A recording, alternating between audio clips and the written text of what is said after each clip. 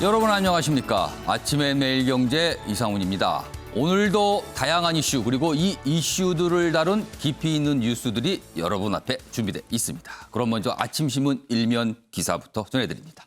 매일경제 일면 톱 기사입니다. 백신 얘기 그리고 다른 나라 상황이 많이 나와 있습니다. 미국, 유럽연합 입도 선매를 하고 있다. 미리미리 대량으로 사들이고 있다는 겁니다.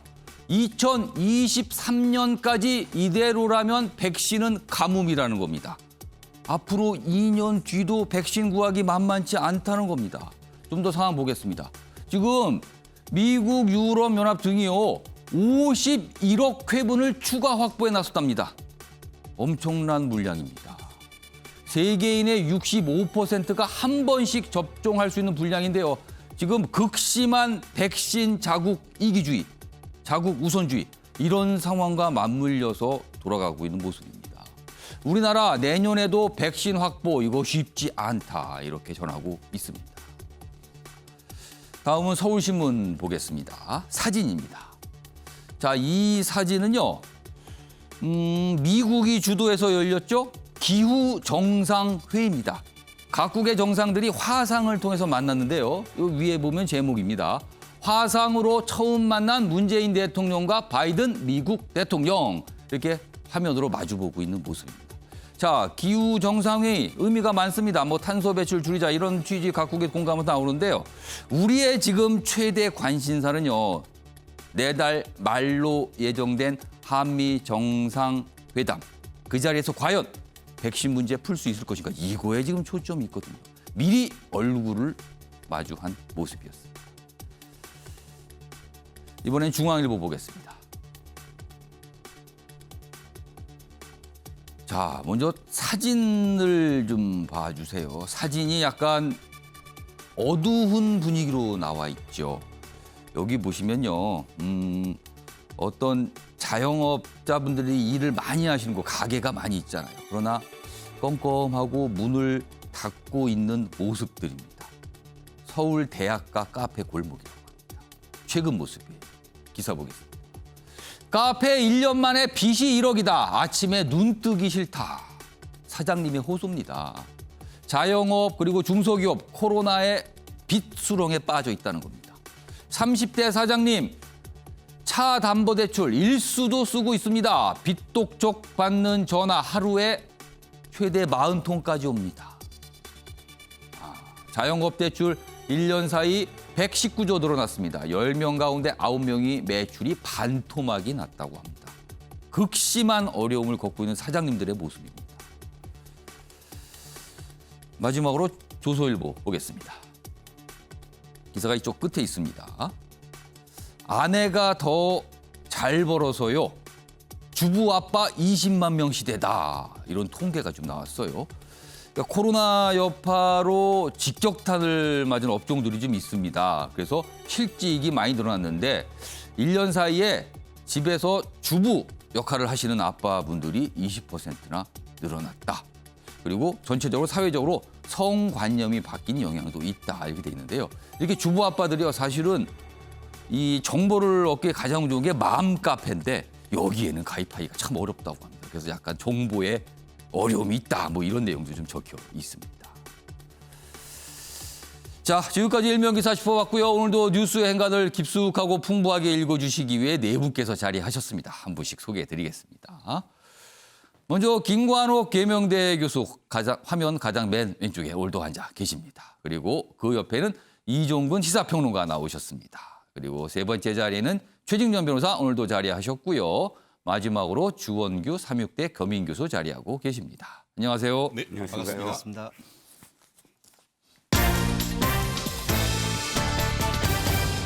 오늘 다룰 주요 이슈들을 네 가지 키워드로 정리했습니다. 아침을 여는 키워드입니다. 첫 번째 키워드 보겠습니다. 돈 복사 광풍입니다. 광풍은 알겠는데요. 돈 복사요. 이거 뭐 위조 화폐 얘기입니까? 그게 아니고요.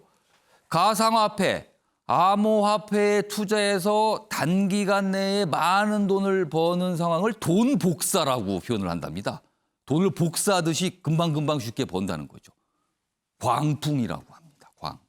이 얘기 참 자주 나오는데 오늘 깊게 한번 다뤄보도록 하겠습니다. 자, 그리고요. 두 번째 키워드는 방명록 사과입니다. 여당의 정치인분 한 분이 계셨는데요. 현충원을 참배하면서 방명록을 쓰죠. 근데 거기에 피해자님께 뭐 이런 표를 썼습니다. 이것이 좀 뒷말을 낳고 있습니다. 지금 이 내용도 다뤄볼 예정이고요. 세 번째 키워드는 윤쟁탈전입니다. 여기서 말한 윤 떠오르시죠? 누군지. 윤석열 전 검찰총장. 국민의힘 그리고 국민의힘 밖에서 쟁탈전이 있다. 이런 기사 나오고 있고요. 마지막 키워드는 백신 아메리카나입니다. 백신 아메리카, 박스 아메리카나 뭐 이런 말이 있는데 지금 전 세계의 백신의 상당 부분을 미국에서 만들고 있어요. 그리고 미국이 만든 겁니다. 그리고요, 특히나 가장 선호하는 백신 두 가지가 있죠. 화이자, 모더나. 이건 다 미국산입니다. 미국이 뭔가 백신의 주도권을 잡고 있다. 그렇다면 미국의 사정을 해야 하는 상황이 된 겁니다, 지금. 자, 아침에 매일경제 본격적으로 출발하겠습니다. 첫 번째 이슈는 가상화폐, 암호화폐, 뭐 비트코인, 뭐 이런 걸로 좀 이 대변이 되죠. 이 얘기 해보겠습니다. 먼저요, 이 뭐 용어일까요, 은어일까요? 최근에 2030 세대들은 다 아신다 그럽니다. 이 표현을요. 많이 유행하는 표현인데 돈 복사가 있습니다. 돈 복사. 가상화폐를 통해서 돈을 버는데 아주 빠르게 굉장히 많이 번다는 의미가 담겨 있습니다. 돈 복사라고 이걸 표현한대요. 그리고 반대로는요. 돈 삭제입니다. 돈을 복사하려고 투자를 했는데 뭔가를 샀는데 오히려 반대로 가는 거죠. 가상화폐로 돈을 순식간에 잃어버린다는 거죠. 돈 삭제라고 표현한답니다. 이런 표현이 요즘에 쓰이고 있습니다. 자, 그럼요. 기사 보겠습니다. 이런 상황과 관련해서 어제 금융위원장이 국회에서 한 얘기가 있습니다. 주목받고 있죠. 은성수 금융위원장, 암호화폐는 잘못된 길이다. 투자자 보호 안 한다. 보호 안 하겠다. 왜냐하면 잘못된 거니까. 이렇게 논리가 됩니다. 투기 대상에 불과한 가상 자산일 뿐이다. 정부가 인정할 수 있는 화폐가 아니다라는 겁니다. 그러니까 여기는 보면요. 투기 대상일 뿐이다. 그리고 정부가 인정할 수 없다가 됩니다. 그리고요. 9월까지 미등록 거래소 모두 폐쇄한다. 뭐 이런 얘기까지 했습니다. 자, 그럼요. 이와 관련된 영상 먼저 확인해 보겠습니다.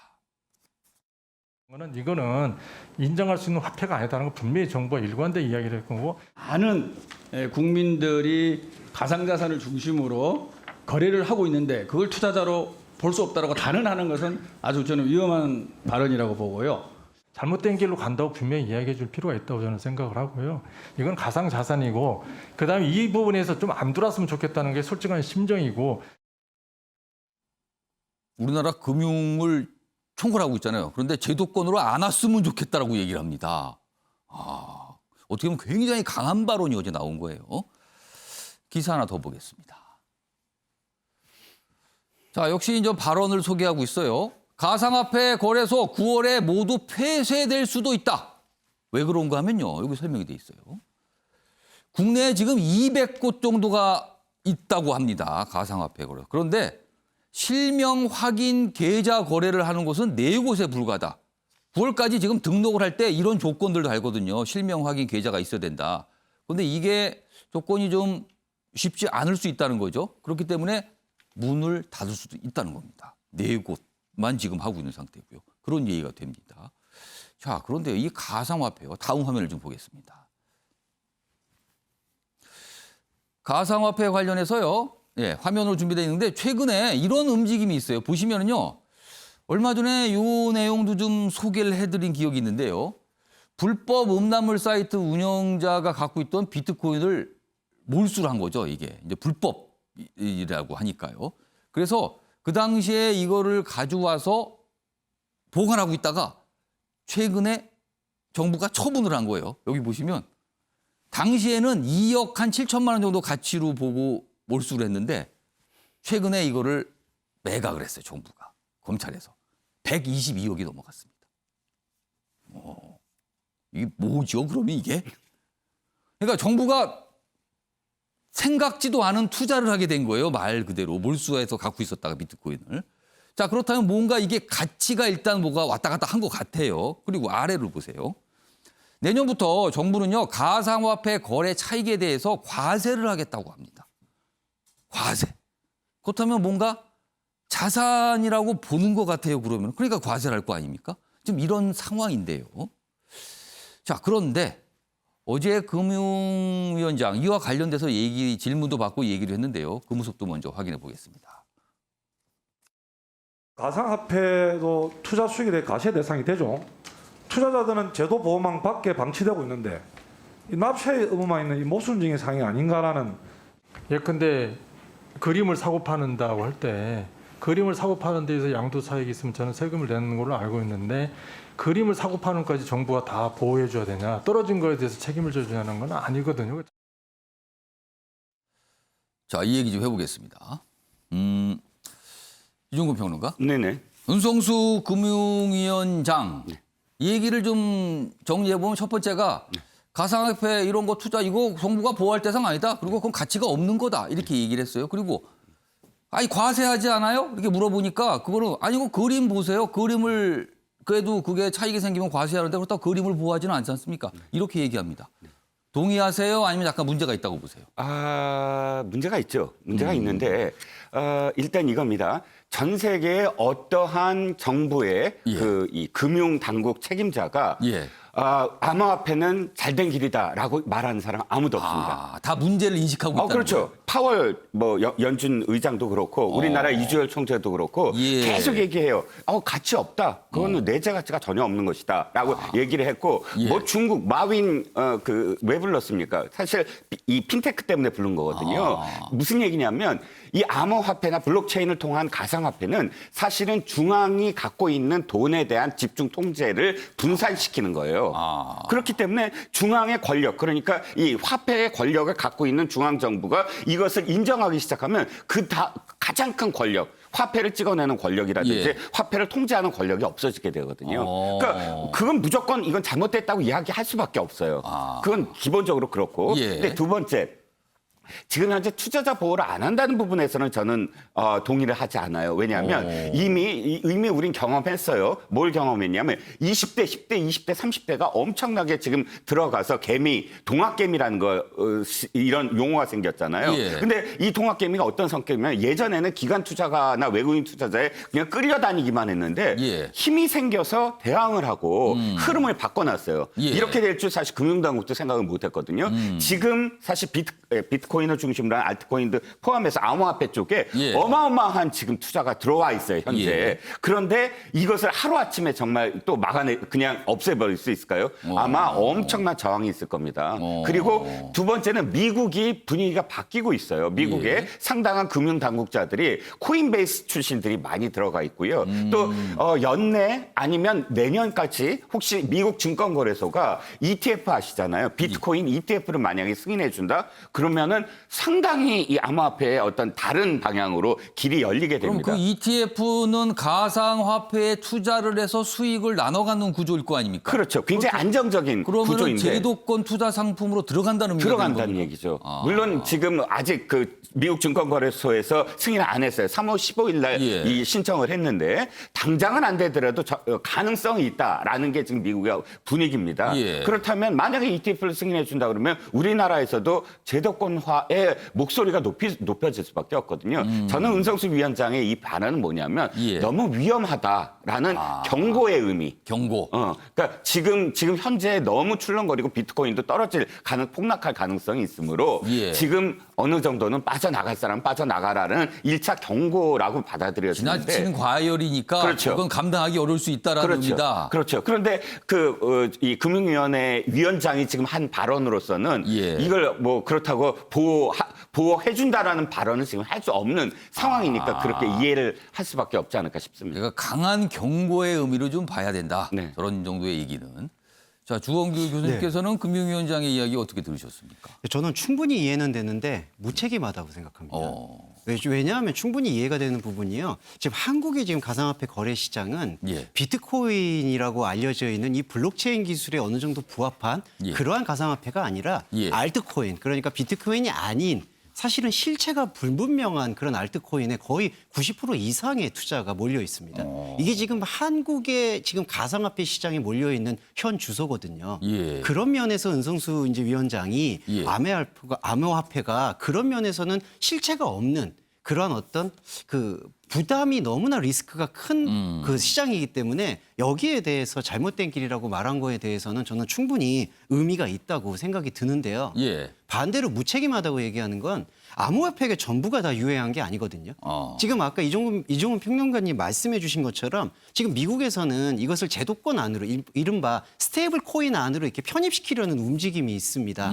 그리고 한국에서도요. 잘 아시겠지만 한국엔 게임 산업이 발전해서 예. 게임 머니와 사이버 머니와 가상화폐가 연동할 수 있는 사업적 가능성이 많습니다. 예. 그러니까 그런 면으로 2018년에 그 문제가 불거졌을 때 가상화폐 예. 문제가 불거졌을 때 지금까지 그런 제도적 정비와 완비를 통해서 그 투자의 상품 유혹을 우리가 건강한 쪽으로 흘러들어오도록 만들어야 되는데 지금 한국의 가상화폐 시장은 사실은 알트코인이라고 해서 전혀 실체가 없는 어떻게 보면 상당히 모호한 자산에 모두 쏠려 있는데 그걸 다 유해하다라고 몰아가고 투자자 보호를 못한다라고 얘기하는 그런 모습이 예. 저는 너무나 상당히 무책임하다고 생각이 듭니다. 그러니까 이렇게 되면 뭔가 굉장히 뜻하지 않은 피해가 발생할 수밖에 없어 보이는데 이거를 보호망에서 어떻게 할 수가 없다라고 얘기한 건 좀 무책임하다 이런 말씀이죠. 맞습니다. 하나만 더 말씀드리면 예. 저 투자자 보호를 안 한다라고 말씀하실 거면요. 예. 정확한 거래소 파악도 하셔야 돼요. 지금 정확한 거래소가 몇 개가 있는지도 좀 파악을 그냥 뭐 못하고 한 있습니다. 200곳 정도 된다 이 정도로만 지금 알려져 있거든요. 맞습니다. 정확한 파악도 못하시면서 보호 못한다. 이걸 그리고 그림하고 비유한다는 자체가 부적절하다고 생각합니다. 제가 주원 교수님께 좀 근본적인 질문을 좀 드릴게요. 이 가상화폐, 암호화폐라는 존재요. 자, 화폐라는 이름이 좀 붙어 있어요. 화폐는 그러니까 서로 주고받으면서 뭔가를 거래할 때 도구로 쓰이잖아요. 원래 화폐라는 거는요. 근데 화폐의 기본이라는 거는 그 가치가 안정적이어야 되잖아요. 그래야지 돈 역할을 할 거 아닙니까?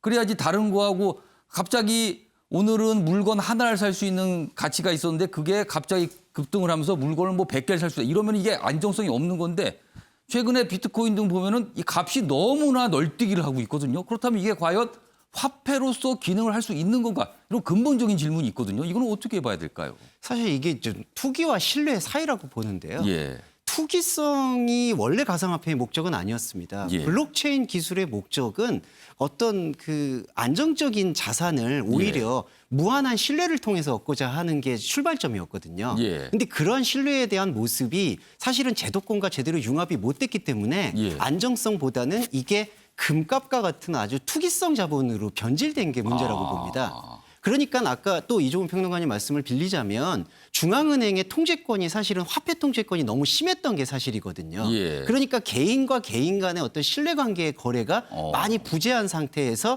예. 어떤 그 권력 헤게모니, 그러니까 자본 헤게모니가 어떤 달러라든지 위안화 이런 거에만 쏠리게 되는 집중 현상을 분산시키는 데는 긍정적이지만 예. 이게 또 다른 투기의 광풍으로 휩쓸릴 수 있는 거는 누구나 다 예견된 일이기 때문에 예. 정부와 제도권 그리고 세계적으로는 이 부분을 어떤 규제라든지 이렇게 유해한 걸로 볼 것이 아니라 투기의 어떤 거품을 걷어내고 건강한 어떤 자산 가치로서 활용할 수 있도록 길을 열어줘야 된다고 생각합니다. 지금 설명을 들었는데요. 지금 뭐 두 분 발언기 요청하셨는데 제가 먼저 이종근 평론가하고 나 김영록 교수님 짧게 듣겠습니다. 먼저 이종근 평론가 추가 같은 질문을 제가 드리겠는데 예를 들면 예. 제가 아까 이제 화폐 기능이 과연 어떻게 되는 건가 물어봤잖아요. 네네. 질문을 드렸는데 예를 들면 어떤 기업들이 상품권 발행을 해요. 네. 예를 들어서 액면가가 10만 원짜리 상품권을 발행했습니다. 그러면 지금은 10만 원으로 그걸 가치를 인정하잖아요. 그런데 만약에 사람들이 그걸 사겠다고 해서 그게 갑자기 100만 원으로 뜁니다. 지금 가상화폐 상황이 이런 거 아닙니까? 똑같이 제가 그 말씀을 예. 만약에 그 상품권이 아니라 금으로 한번 대체해 보죠. 금 10만 원짜리를 그럼 줬어요. 예. 근데 금이 갑자기 오를 수가 있어요. 사람들이 오를 수 있죠. 사적을 해서 그럼 100만 원이 됐어요. 예. 그게 잘못된 건가요? 자, 금이나 달러도 마찬가지입니다. 예. 이것이 달러는 화폐예요. 그런데 달러를 사재기하고 달러가 출렁출렁거리지 않나요? 지금도 선물 시장에서 그렇습니다. 출렁거려요. 매일 근데 바뀌죠. 달러나 금은 출렁거리는데 가상화폐는 출렁거린다고 이것이 화폐가 아니다? 똑같은 개념 그런 아닌가요? 논리가 또 나오네요. 그러면. 똑같은 개념이죠. 그러니까 어차피 비트코인이 지금 예. 이렇게 출렁거릴 수밖에 없는 건 비트코인은 2만 1,000개밖에 없어요. 희소 가치가 있거든요. 그것을 확보함으로써 이 자산이 뛰는 것. 금도 마찬가지 아닌가요? 어떤 회사 금도 희소 가치가 있으니까 가격 거기에 투자하는 것이고 예. 금도 사실 화폐로서 서로 교환하지 않았습니까? 같은 의미겠죠. 예, 김근학 교수님. 근데 화폐나 금 같은 경우는 안정성이라는 게 보장이 되거든요. 예. 그러니까 가치가 그렇게 급격하게 변동이 되지 않아요. 국가가 저 화폐 사실 환율이 좀 급등하면 그렇죠. 좀 개입도 하죠. 그렇죠. 그래서 그런데 아까 우리가 봤지만 2017년에 140만 원이었어요. 지금 얼마입니까? 6,500만 원이 넘어요. 그것도 떨어진 이거는 가격이 가치라고 6,500만 얘기하기가 원이다. 어려운 거죠. 저는 예. 그래서 은성수 금융위원장의 얘기가 일리가 있습니다. 그리고 제일 중요한 거는 출처가 없는 거예요. 우리가 금융실명제를 한 지 벌써 몇십 년이 됐습니다. 예. 여기에는 비트코인이든 뭐 어떤 코인이든 사실 출처가 모르겠고 그 안에 뭐 굉장히 부정적인 돈도 들어갈 수 있습니다. 예. 자금 세탁이 가능한 것이고 사실은 이런 부분들을 우리가 알지 못하는데 이들을 보호한다? 그거는 또 모순이 그 안에 발생을 하고 예. 있거든요. 그래서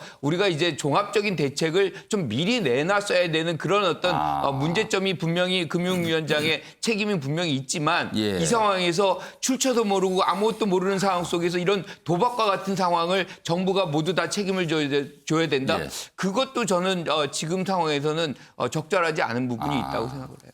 지금 세 분 말씀 들어봤는데요. 약간 논쟁이 있을 수 있는 상황입니다. 지금요. 이 부분에 대해서 과연 가치가 있는 것인가 보호할 것이냐 뭐 이런 문제입니다. 지금요. 기사 하나 보고 이어가겠습니다. 비트코인 광풍 3년이 이미 흘렀는데 구경만 했던 정부다. 아직 거래소 수도 파악을 못하고 있다 그러고요. 가상화폐를 어제 미술품에 비유한 얘기가 있었죠. 투자자 보호 체계도 소극적이다. 이렇게 돼 있습니다. 자, 최인현 변호사. 자, 법률적으로 좀 설명해 주십시오. 지금 과세를 사실상 하고 내년부터 한다는 거 아닙니까? 그리고 아까도 사례를 봤지만 검찰에서 몰수를 해서 갖고 있다가 매각을 통해서 청구만 했어요 또. 자, 그렇다면은 자산으로서의 가치를 인정한 것 같기도 합니다. 그런데 투자 상품으로서 보호는 못한다. 이렇게 되는 거예요 지금요. 그렇습니다. 이 부분과 관련해서 어제 은성수 금융위원장의 발언이 나오니까 예. 청와대에 은성수 자진 사퇴하라라는 또. 이 청와대 청원이 올라왔습니다. 또 청원 게시판에 그런 글이 올라왔군요 그렇습니다. 또. 핵심이 뭐냐면은 아니 좀 전에 그랬죠. 그러니까 젊은 사람들이 잘못된 길로 가면은 어른들은 예. 다른 길로 갈아야 된다고 했는데 그거에 대해서 기성세대가 우리한테 가르쳐준 것은 내로남불 뿐이다. 나라 다 망쳐놓고 우리한테 뭘 가르치려고 하느냐라고 하면서 기성세대는 부동산 투기로 자본 축적해놓고 2030 우리는 자본 축적할 기회조차도 제공하지 않느냐 이렇게 직격탄을 이게 날렸는데요. 또 부동산에 또 비유가 되는군요. 그렇죠. 그러면서 여기는 이렇게 표현을 했더라고요. 조폭 같은 경우에는 보호해주고 보호세, 자리세를 빼앗아 가는데 왜 우리는 보호도 안 해주며 세금을 받아가려고 하느냐 이런 논리로서 지금 반박하는 것을 봤습니다. 강한 반박이네요 예, 지금요. 그 아주 정말 그 실무 투자하는 사람의 어떤 절절함이 배어 있는 것 같은데요. 예. 다만 법적으로 봤을 때는 은성수 그 지금 금융위원장의 말이 맞습니다. 왜냐하면은 예. 과세의 기본 원칙은 수익 있는 곳에 소득 있는 곳에 세금이 있는 것입니다. 마치 우리가 불법 건축물이라 하더라도 그 건물 관리 대장이 있고 그것을 관리도 하고 세금도 가지고 옵니다. 그런데 불법 건축물 같은 경우에는 세금도 내고 관리도 합니다. 예. 그런데 지금 그 은성수 위원장 같은 경우에는 관리는 전혀 안 해주고 있고 대신에 세금은 내라. 이렇게 하니까 투자자 입장에서는 굉장히 지금 화가 날 수밖에 없는 것이죠. 말씀드렸듯이 지금 그 또 그림에 비교를 했는데 그림 예. 시장은 우리나라 해봤자 한 4천억 정도밖에 안 된다고 합니다. 예. 그런데 비트코인은 지금 코스피를 넘어서 30조가 넘는 이런 상황이라고 한다고 하면은 예. 법과 현실의 괴리를 어떻게든 해결을 하려고 하는 그런 노력이 필요한 건데 예. 9월 달까지 이게 그 등록 안 하면 이제는 문 닫게 한다. 이렇게 얘기를 해버리면은 투자자 입장, 특히 젊은 세대 입장에서는 화날 수밖에 없죠. 그렇기 때문에 원칙은 저렇게 얘기하지만 어떤 식으로든 이 제도권 내에 편입한다거나 아니면 관리하고 그 소비자를 보호하려고 하는 예. 정부의 노력은 반드시 필요하다고 봅니다. 그러니까 뭔가 새로운 현상이 나타난 거예요. 그런데 너무 지나칠 정도로 과열 현상을 보이고 있는 거죠. 그리고 정부도 과연 이걸 어떻게 할 것인가. 사실은 정부 당국자에 저런 얘기가 나왔지만 고민이 깊을 것 같습니다. 지금 정부 입장에서도요. 자, 가상화폐 이야기 이 정도로 좀 마무리하고요.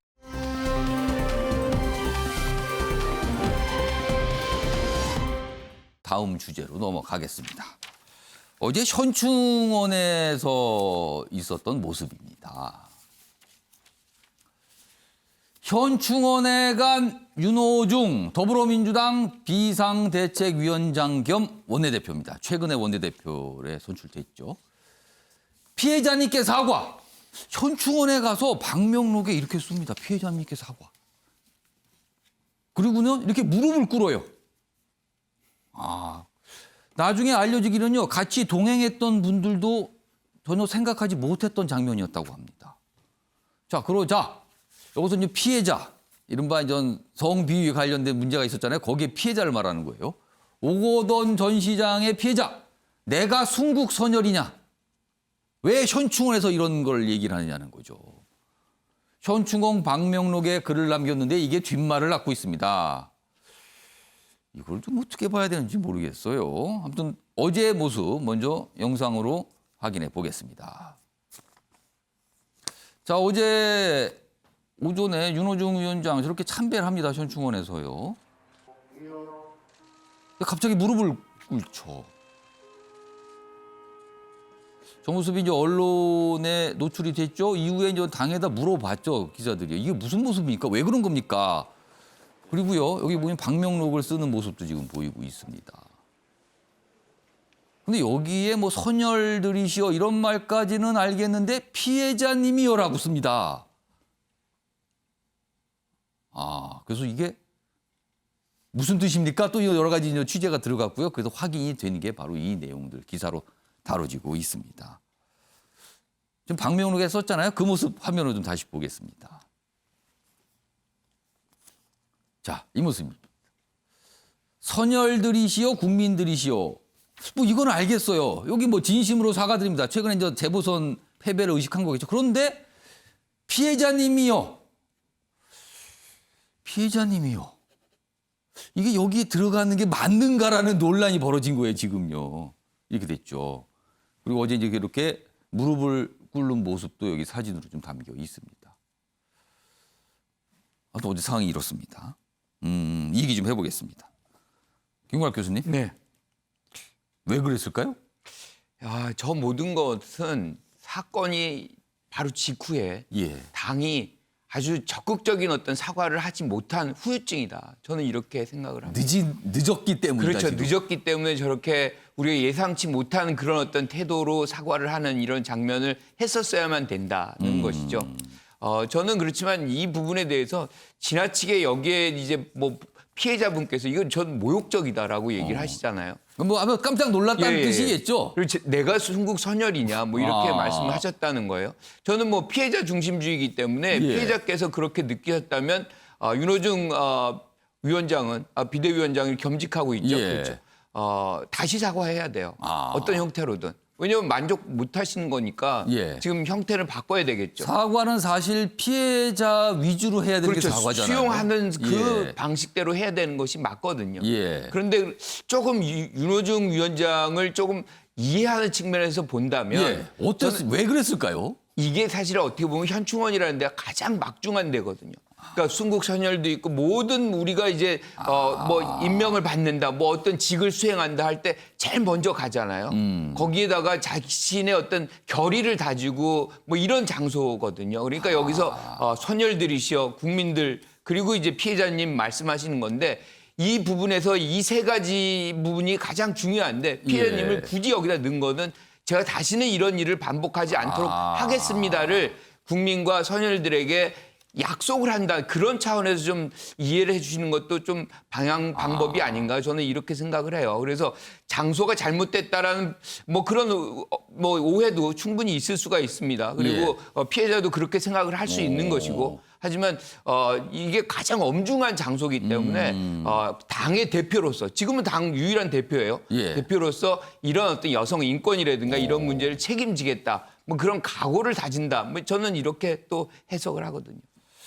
어제 이 부분이 좀 논란이 됐잖아요. 윤호중 원내대표가 이 상황이 무엇인지 설명한 내용이 있거든요. 그 내용도 들어보겠습니다.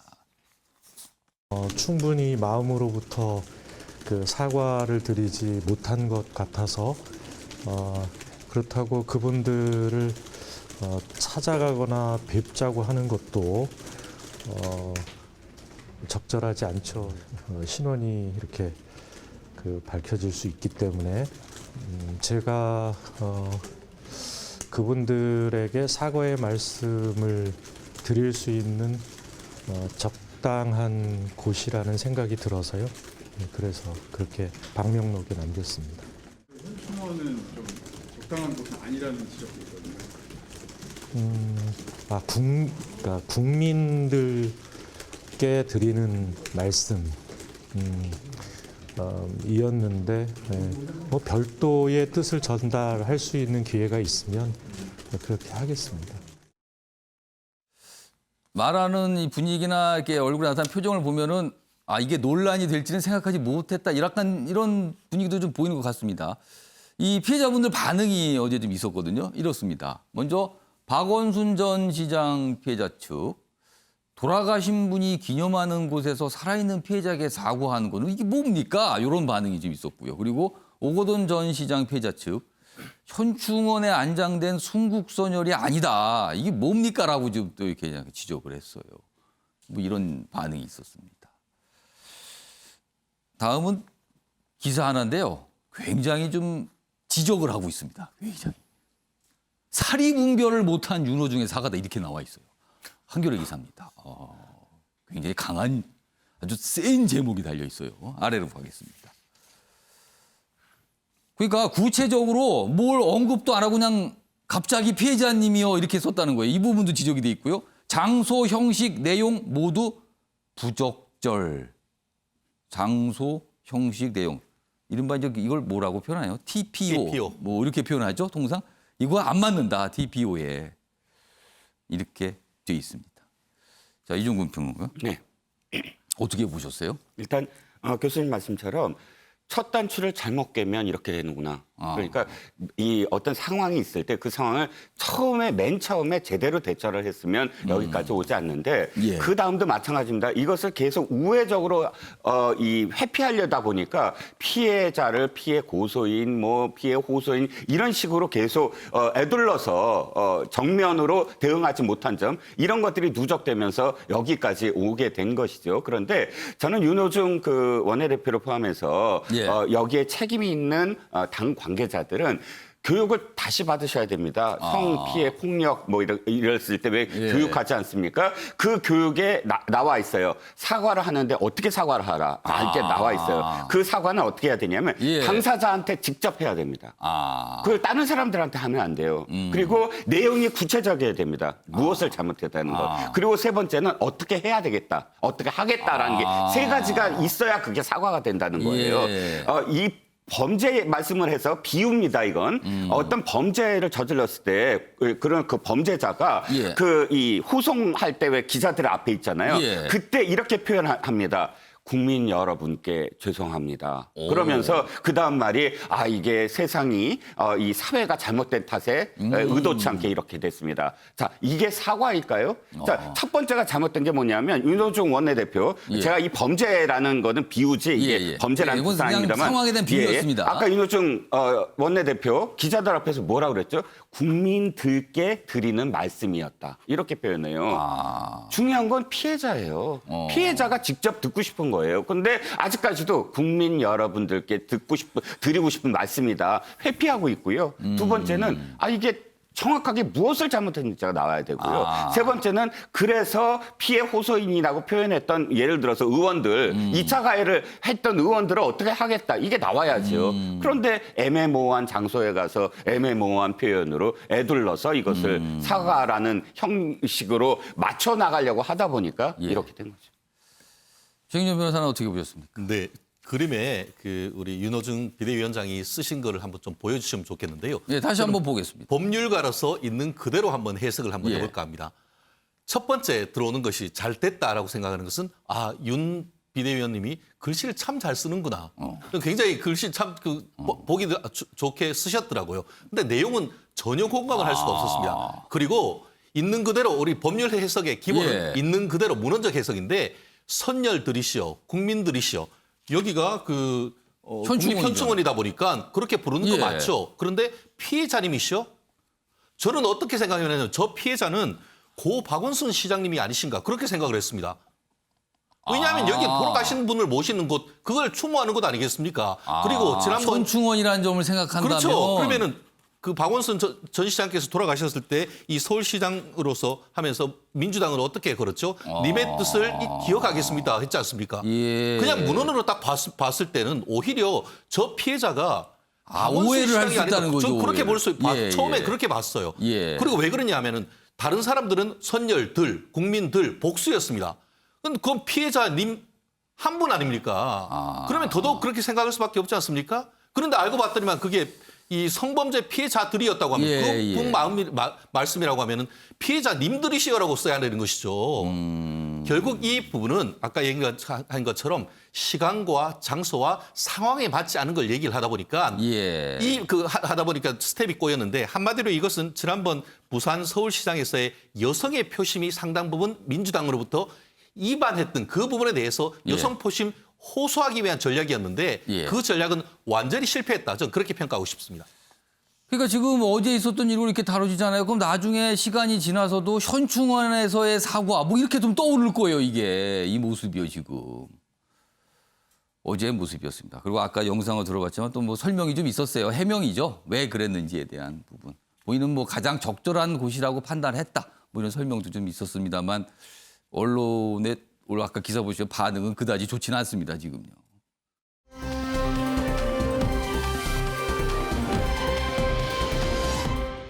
이런 가운데 어제 민주당 초선 의원들 쇄신 얘기를 하면서 뭔가 입장 표명을 했어요. 그런데요. 기사 보겠습니다. 민주당 초선 쇄신안 정답 안 적은 시험지다. 시험지를 냈는데 정답이 안 적혀 있다는 거예요. 이거 점수를 어떻게 매겨야 되나요? 이름이 이제 더 민초입니다. 민주당 초선 의원들의 이제 모임 이름입니다. 선거 패배 후 첫 대안, 성범죄, 무공천, 당원 개정 등 구체적 대안 없이 당에 밀었다. 위기의식이가 없는 거 아닙니까? 뭐 이런 비판이 있다. 이렇게 다루고 있습니다. 자, 그럼요. 어제 이제 초선 의원들이 어떤 입장을 냈는데요. 영상으로 확인해 보겠습니다. 민심은 언제나 옳습니다. 저희가 부족했습니다.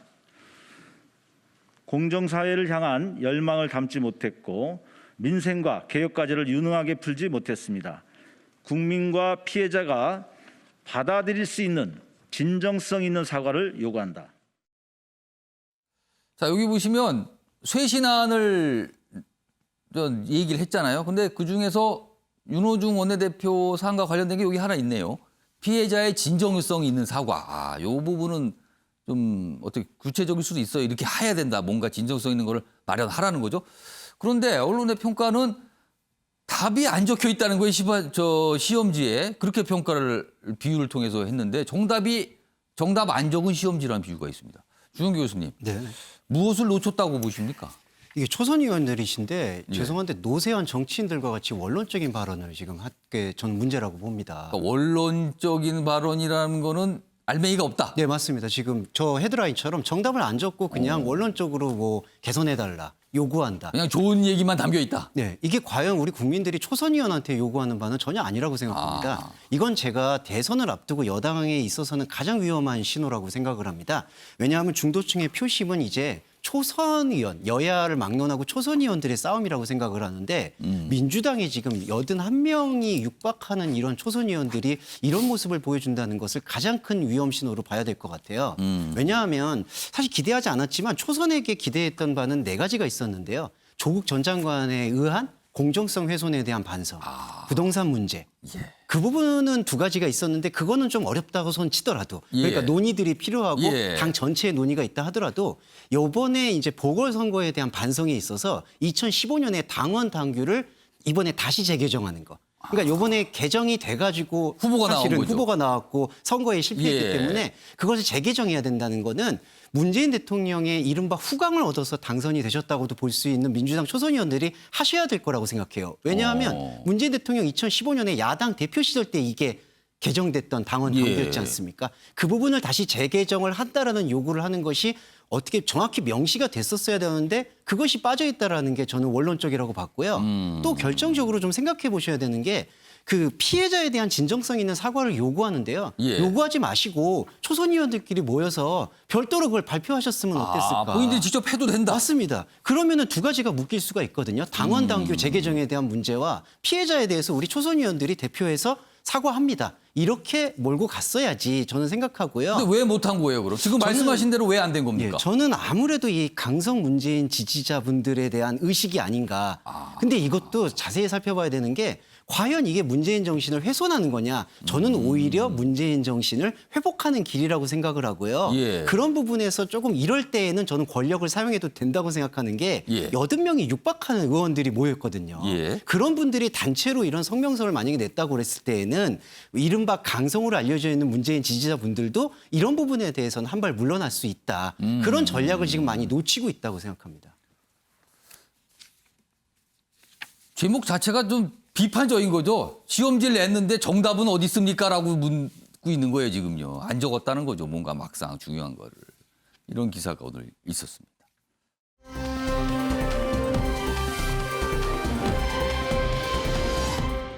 다음은 제1야당 상황 좀 보겠습니다. 이 상황을 뭐라고 표현할까요? 내용일까요? 아니면 뭐 갈등일까요? 뭐 이런 분위기입니다. 국민의힘은 도로 새누리당인가? 초선 반발에도 역주행. 뭔가 이렇게 도로 붙으면 안 좋은 거잖아요. 도로. 여긴 역주행. 역시 이거 도로네요. 거꾸로 간다는 거죠. 자, 무엇을 가지고 역주행이라고 얘기를 하는 걸까? 사면론이 나왔습니다. 탄핵 부정. 전직 대통령입니다. 박근혜 전 대통령, 이명박 전 대통령의 사면, 그리고 박근혜 전 대통령의 탄핵 문제 또 나온 겁니다. 다시. 이게 앞서서 지금 보수정당 내에서 큰 갈등 요인이었잖아요. 신구 세대 충돌이다. 여기 보면 뭐 역사 단절시킨 집권은 위선이다. 뭐 이런 얘기가 있는가 하면 쓴소리 굉장히 많이 듣고 있다. 등등등 뭐 여러 가지 얘기가 나오고 있습니다. 자, 그럼요. 이와 관련해서 신구 뭐 그렇게 볼 수 있습니다. 각각 주장을 했는데 들어보겠습니다. 사실은 저는 사면의 필요성은 저는 뭐 과거부터 갖고 있는데요. 예. 제 입장은 예. 그 재의 유무를 떠나서 네. 두 전직 대통령 두 분이 과거에 그 군사 쿠데타를 일으켰던 전직 대통령들도 이렇게 오래 감옥에 있지 않았거든요. 그런 상황 속에서 두 전직 대통령이 있는데 이건 또 국격에도 사실 문제가 있어요. 그래서 재의 그런 유무 이런 부분들을 떠나서 또 통합적인 차원 이런 여러 가지를 고려해가지고 문재인 대통령이 좀 결단을 했으면 좋겠다 하는 게 저의 평소 생각이에요. 불과 바로 4개월 전에 비대위 차원에서 공식적으로 전직 대통령에 대해서 사과를 했었거든요. 그랬죠. 그리고 나서 우리가 불과 4개월 만에 다시 사면론을, 그것도 선거 끝난 한 일주일 정도가 지나서 꺼낸 것은 진정성을 의심할 수 있고, 무엇보다도 이게 비대위가 끝나고 그다음에 선거가 이기니까 당이 과거로 다시 회귀하려는 모습을 보여주는 게 아닌가라는 것 때문에 20대 30대의 지지자분들도 저한테 굉장히 많이 연락을 해주셨어요. 당권 대권 주자들의 선거를 앞두고 일종의 정치적 메시지를 또 내는 것이라고 해석할 수가 있을 것 같습니다. 자, 방금 보신 영상은 사면에 관한 얘기였고요. 그리고 또 다른 쪽에선 탄핵 부정 뭐 이런 얘기가 지금 있거든요, 지금. 자, 최인영 변호사. 네. 국민의힘 상황은 왜 이러는 겁니까, 지금? 그렇습니다. 탄핵과 사면을 두고 당내에서는 크게 세 가지 흐름이 있습니다. 좀 이른바 강성 보수 같은 경우에는 최근에 이제 서병수 전 부산시장 지금 의원 같은 경우에는 탄핵이 잘못됐다. 탄핵 자체가 아예 잘못이다. 그렇죠. 그러면서 바로 지금 사면을 해달라. 이런 그 첫 번째. 그러니까 탄핵이 있고. 잘못이니까 사면은 당연히 이렇게 연결되는 그렇죠. 거군요. 그리고 가운데 중도그룹 같은 경우에는 탄핵은 변론으로 사면이라도 지금 해달라. 국민 통합을 위해서. 그런데 지금 그 초선 그룹 같은 경우에는 탄핵 정당하다. 왜냐하면 그것이 헌법 절차에 이루어진 것이기 때문에 나아가 그렇기 때문에 사면 또한 아직까지 얘기하기는 조심스럽다. 이런 큰 세 가지 흐름이 있는 것 같은데요. 새 흐름대로 지금 가고 그렇죠. 그런 가운데서 예. 왜 이런 문제가 불거지느냐. 한마디로 당권을 둔 전당대회 때문인 것이죠. 아시다시피 이 서울시장이나 이런 시장 선거는 모든 국민과 시민의 의사를 묻는 것이지만 예.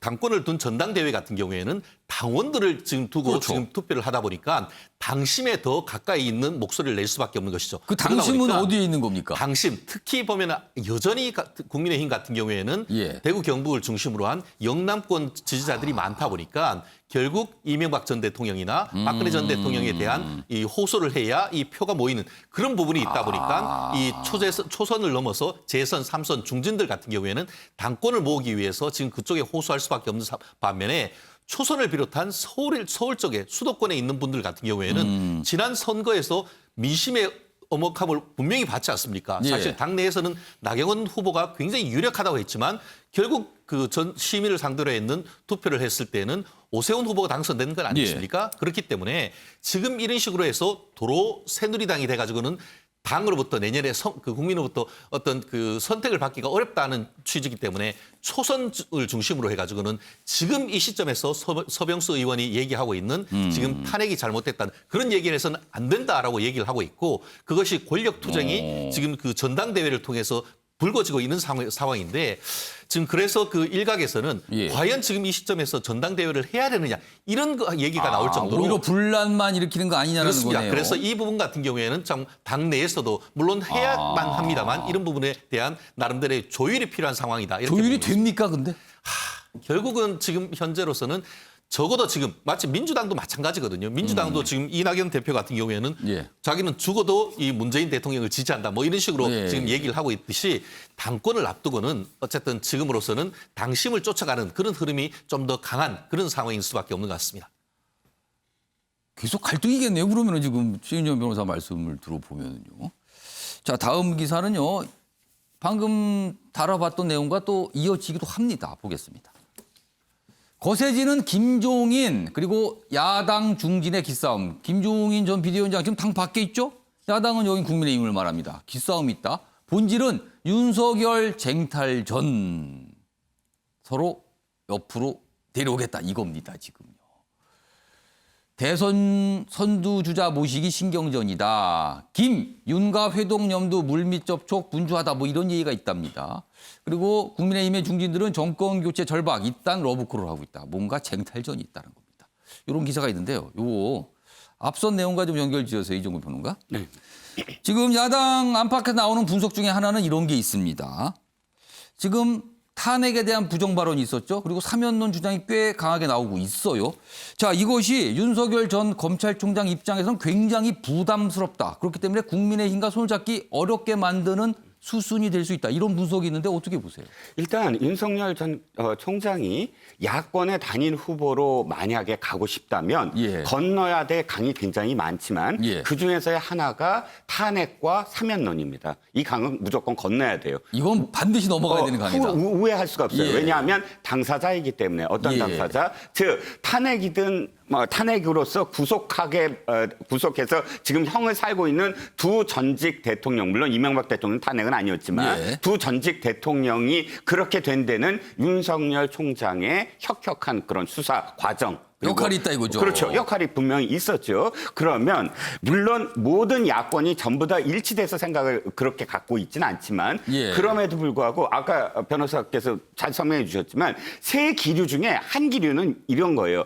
탄핵할 만큼 잘못한 건 인정해. 하지만 나이도 오래 예. 연로하시고 예. 또 이제 국민 통합적인 차원에서 이제 한 3년, 4년이 넘어섰으므로 사면이 어떻겠느냐라는 의견도 분명히 있거든요. 그렇다면 탄핵 부정은 좀 예외로 두고 왜냐하면 예. 윤석열 총장이 갖고 있는 예. 정치적인 어떤 예. 이 바운더리 내에서는 좀 극우적인 예. 그런 부분에서 손잡을 이유는 없는 것이고 다만 본인이 내가 사실 그렇게 수사를 했고 뭐 들어가실 정도로 죄를 지었다는 것은 내가 당사자니까 인정할 수밖에 없지만 그러나 사면을 건의하는 쪽으로 그것을 강을 건널 수도 있어요. 본인이. 그렇게 얘기한다면. 본인이 만약에 그 짐을 진다면. 그러니까 건너는 방법은 전 여러 가지라고 생각을 해요. 하지만 그것은 회피하고 무조건 잘못해서 내가 그분들을 그렇게 했으니까 나랑 상관없어라고만 한다면 과연 그 자신의 어떤 입지 여러 가지 정치적인 고려에서 계속 독야청청할 수 있을까? 그러니까 뭐 고민이 저는 여러 가지로 고민을 하고 계실 텐데 예. 그 중에 그 한 방법은 이런 방법도 있다라는 생각. 김윤학 교수님, 네. 사면론 그리고 탄핵 부정 이런 발언이 계속 나오게 되면 윤석열 전 검찰총장 입장에서는 국민의힘과 같이 가기 어렵다 이런 분석이 있는데 어떻게 보세요? 그렇죠. 저는 윤석열의 아킬레스건이 너무 빨리 건드려졌다. 그러니까 지금 탄핵과 맞물려서 지금 사면론이 연결이 돼 있잖아요. 예. 그런데 탄핵을 잘못된 것으로 규정한 것이 사실은 국민의힘당에서 나오기 시작했어요. 이거는 어떻게 보면 이제 승리에 도취하기 시작한 것이고 사실상 윤석열 전 총장을 모셔오려고 국힘당과 국민의당이 합당을 해가지고 예. 우리뿐이 대안이 없으니 우리 여기로 와라. 사실 그 구도를 만들고 있는데 오히려 밀어내는 효과가 이 안에서 나오고 있습니다. 자, 그러면 여기서 윤석열 전 총장이 탄핵 그거를 실질적으로 이제 수사를 하고 다 탄핵을 예. 만들어낸 사람인데 그건 자기 부정을 하는 당으로 들어가란 얘기나 마찬가지거든요. 그럼 사면 쪽으로 조금 좁히면 어떻습니까? 사면은 사실 이런 얘기 완전히 다른 얘기입니다. 저는. 그리고 사면은 대통령의 고위 권한이지 예. 누군가가 이걸 압박해서 받아낼 수 있는 것도 아니거든요. 예. 대통령이 며칠 전에 얘기했지만 국민 공감대가 굉장히 중요해요. 예. 근데 지금 본인들이 사과를 일체 한 적이 없습니다. 그러면 지금 20, 30대, 지금 국힘당으로 돌아선 20, 30대가 이번 사면론에 대해서 어떤 생각을 하고 있냐면 굉장히 부정적이에요. 그러면 다시 돌아갈 수가 있습니다. 이 부분은 60대하고 20, 30대가 또 다른 어떤 견해를 지금 갖고 있거든요. 사면론에 관해서. 그리고 특히나 이게 이제 사과가 안 됐기 때문에 예. 만약에 대통령이 여기서 사면을 한다. 예. 그러면 사면에 반대하는 사람들과의 어떤 찬성하는 분열이 또 발생해요. 그러겠네요, 이건 또. 국민 통합이 아니에요. 그래서 사실은 그 통합을 만드는 과정의 시작은 예. 두 분이 먼저 하셔야 돼요. 그러니까 박근혜 전 대통령과 이명박 전 대통령이 예. 이 부분에 대해서 사과를 한다 그러면 공감대가 형성이 되고 반대하시는 분들도 찬성 기류로 넘어갈 수가 있거든요. 그렇게 되면 통합의 효과가 나올 수가 있는 거죠. 그러면 그 상황은 윤 전 총장에게는 상당히 유리한 국면으로 이제 전개될 수 있겠죠. 그러니까 이 탄핵 문제, 이게 세월이 한참 흘렀는데 또 나온 거예요, 지금. 그리고 사면. 이 부분이 대선 주자와 연결이 된다. 지금 이런 상황인 거예요, 지금요. 제1야당의 상황이었습니다.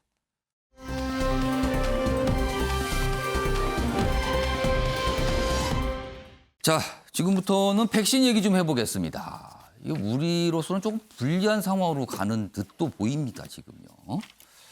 자, 먼저 바이든 미국 대통령이 이런 얘기를 했습니다. 백신 충분치 않다. 우리는 지금 백신 수화 뭐 이런 얘기를 좀 하고 있잖아요. 그런데 갈수록 멀어지는 거 아닙니까? 이런 내용입니다. 미국에서는요. 다른 나라에 줄 수는 있다고 살짝 비쳤어요. 그런데 줘도 미국에서는 사용 승인이 안 난 아스트라제네카 비축분이랍니다. 이거 우리가 이걸 받으면 이게 어떻게 되는 거예요, 그러면? 그리고요. 향후에 또 뭘 이렇게 나눌 수 있다는 얘기도 했는데 뭐가 순서가 정해진 것 같아요. 우선 인접국, 그리고 미국이 추진하고 있는 쿼드 회원국, 그리고 나서 동맹국 아니냐 뭐 이런 거죠, 지금요.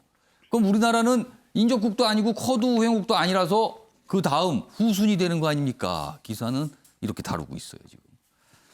자, 그럼 먼저 바이든 대통령의 이야기 확인해 보겠습니다. We don't have enough to be confident to give it send it abroad now, but I expect we're going to be able to do that. 기사 하나 더 보겠습니다. 마골은 백신 아메리카나. 그렇습니다. 백신의 중요한 거, 특히 굉장히 많은 국가들이 선호하는 백신은 다 미국에서 만들고 있어요. 미국 겁니다.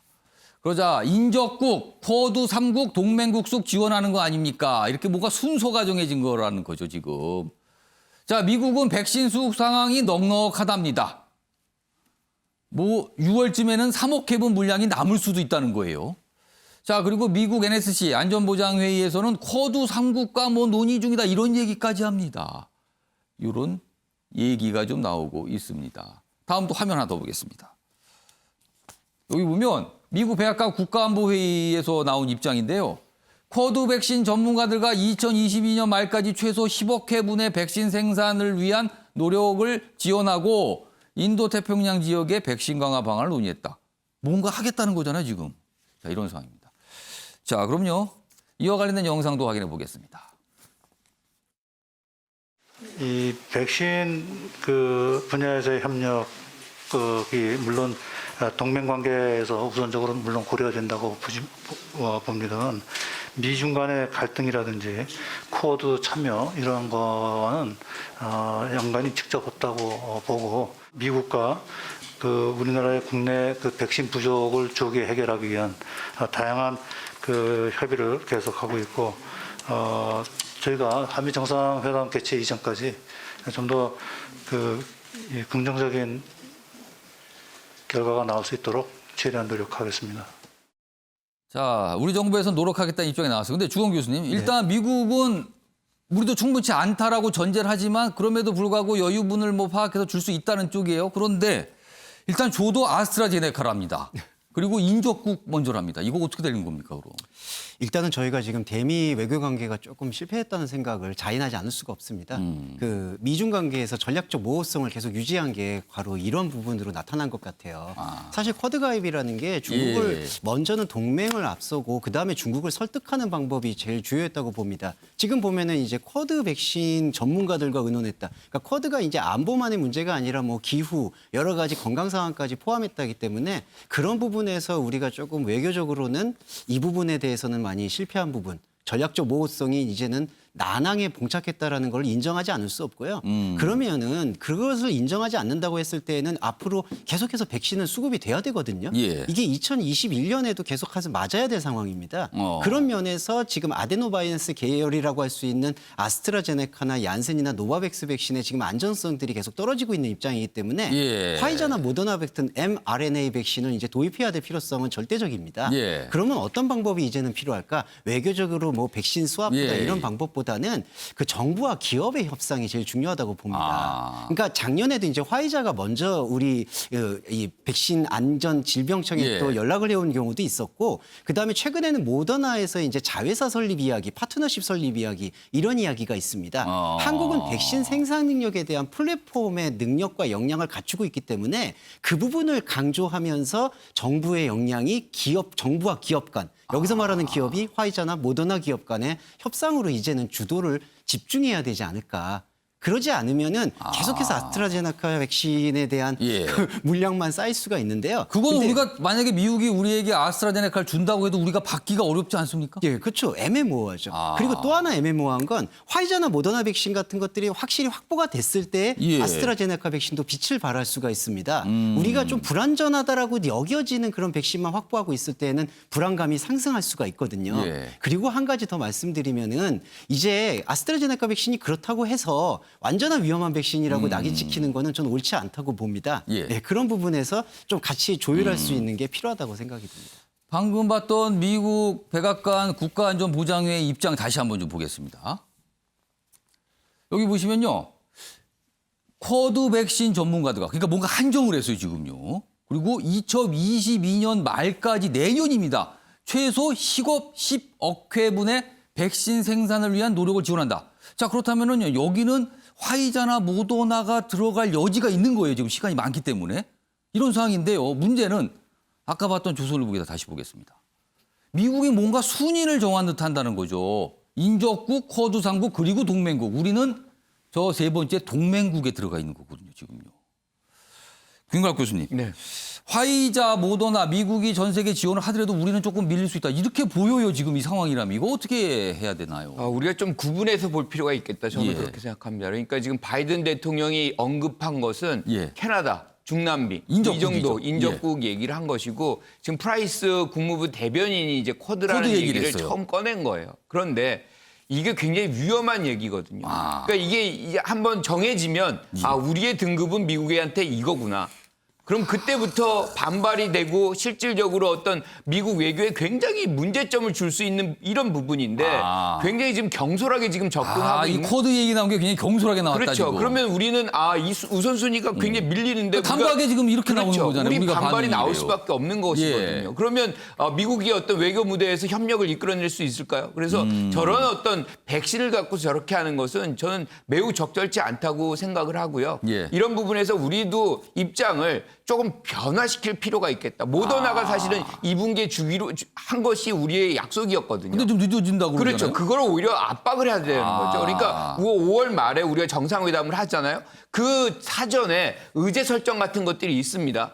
분명히 바이든에게 우리가 얻을 부분이 충분히 있다고 봅니다. 그때 모더나의 어떤 약속을 지키게 하는 것도 하나의 방법이다. 저는 이렇게 생각합니다. 자, 우리가 그동안 백신 관련해서 언급된 것 중에 우리가 들고 있는 카드가 있다. 바로 반도체다. 미국이 반도체가 아쉽다. 지금 이런 거잖아요. 자, 그런데요. 그 얘기 좀 보겠습니다. 반도체를 줄게 백신을 다오. 근데 이게 가능성이 과연 있는 겁니까? 라고 이 기사는 질문을 하고 있어요. 왜 그런가 하면요. 한미 정상회 앞두고 좀 이런 얘기가 나왔는데 현실은 뭐냐면 반도체는 여기 있습니다. 지금 밑줄이 2군데가 돼 있는데요. 첫 번째입니다.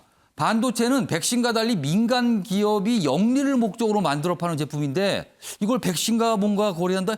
이게 가능한가 맞는가라는 얘기가 있고요. 아래로 갑니다. 그리고 미국이 반도체가 아쉽긴 한데요. 현재 미국 산업계가 현재 가장 목마른 반도체 부품을 국내에서는 거의 생산하지 않는다는 거예요. 미국은 차량용 반도체 등등등 이런 거지만 우리는 이런 게 아니라는 겁니다. 그럼 우리가 줄 게 없다는 얘기가 됩니다. 자, 이와 관련된 영상도 확인해 보겠습니다. 그 바이든 대통령이 큰 관심을 갖고 있는 글로벌 이 서플라이 체인 공급망에서 우리가 미국을 도와줄 수 있는 분야도 많이 있기 때문에 여러 가지로 저희가 미측과 협의를 할 수 있을 것으로 기대를 하고 있습니다. 자, 이종건 평론가. 네네. 반도체 카드에 대한 약간 의문 제기가 있었는데 이거 어떻게 보세요? 네, 이 기사의 핵심은 이거예요. 지금 당장 수압처럼 뭔가 거래를 하려면 우리가 지금 그쪽이 급한 게 차량용 반도체인데 우리 메모리 반도체 아니냐. 줄 게 없는 거 아니냐. 없다. 그런데 사실 그렇지 않고 전 생각을 하는 게 미국이 지금 반도체 회의를 열었습니다. 백악관에서. 근데 그게 경제 회의가 아니에요. 안보 회의입니다. 즉 90년대, 70년대, 90년대에서는 뭐가 무기였죠? 전략 무기가 석유였어요. 근데 지금 국가의 반도체. 전략 무기가 반도체로 바뀌었습니다. 반도체가 없이는 모든 것이 없어져요. AI든 뭐 전기 자동차든. 근데 지금 이 반도체 회의를 하면서 삼성을 불렀어요. 근데 그러네요. 그 반도체 회의에서 무슨 차량용 반도체만 얘기가 됐을까요? 아니에요. 반도체 그의 미래예요. 우리의 그 전 세계의 미래에서 미국이 주도권을 갖겠다는 거예요. 그래서 삼성한테도 왜 불렀느냐? 미국에 더 투자해. 그 미국 공장을. 그러니까 딜할 수 있는 건 너무 많아요. 투자 카드가 있을 수 있다고 보시는 당연히 거네요. 많죠. 그리고 삼성 솔직히 말씀드리면 이재용 부회장 석방시켜서 사실은 카드로 활용할 수 있어야 그런 돼요. 얘기도 지금 나오고 있긴 합니다. 삼성이 가야죠. 국가가 안 된다면 삼성을 보낼 수 있는 그런 전 방법이 있다고 봅니다. 자, 지금 반도체 부분이 사실은 이렇게 쉽지 않아 보이잖아요. 그래서 지금 러시아 백신 얘기가 꽤 구체적으로 나오고 있거든요. 그 기사 보겠습니다. 그런데 전문가들의 의견이 이 기사에 좀 담겨 있어요. 정부 검토 중인 스푸트니크 5 러시아 백신. 근데 전문가들은 글쎄요랍니다. 왜냐하면 러시아가 이거 효능 좋다고 하지만 데이터가 베일이랍니다. 자료가 충분치 않다는 거예요. 그리고 혈전 부작용인 아스트라제네카와 같은 제조 방식이랍니다. 이게 좀 걸림돌이라는 건데 최인영 변호사, 만약에 러시아 백신이 국내에 도입됐어요. 최인영 변호사 같으면은 이 백신 접종 선택하시겠습니까? 어떻게 보세요? 저는 차라리 마스크 쓰겠습니다. 너무 강하게 얘기하신 거 아니에요, 지금요? 물론 이 부분에 대해서 논란이 있을 수 있습니다. 저는 사실 아스트라제네카 지금 조은기 교수님도 말씀드렸듯이 30대 이하 같은 경우에는 그 여러 가지 지금 그 부작용이 보고가 되고 있습니다만 30세 이상 같은 경우에는 큰 부작용이 아직까지는 보고되지 않고 있죠. 그러다 보니까 아스트라제네카 AZ를 아제 백신이라고 하는 것도 그렇게 얘기하는데 저 개인적으로는 아스트라제네카 백신을 맞으라고 한다고 하면 좀 맞겠습니다. 그건 맞겠는데. 왜냐하면 그것이 두 가지 기준. 한마디로 효능과 안전성. 그렇지만 지금 이 부분은 효능도 의문이고 안전성에 대해서도 아무런 지금 아직 보고서가 있지 충분한 않단 정보가 말이에요. 없다는 거네요. 그렇기 때문에 국민들을 모르모토 만들 수는 없는 겁니다. 그 부분에 대한 명확한 국민에 대한 소명 그리고 그 부분에 대한 입증이 되지 않는다고 하면은 물론 뭐 지금 이재명 그 경기지사가 이 부분에 대해서 논의를 하고 있다고 하지만 여전히 논의 수준에 불과한 것이지 아직은 시간을 기다려야 될 것 같습니다. 그러니까 임상, 3상 건너뛰고 뭐 데이터베이스 뭐 이런 지적을 좀 받고 있습니다. 자, 아침의 매일경제 오늘은 여기서 마무리하겠습니다. 시청해주신 여러분 고맙습니다.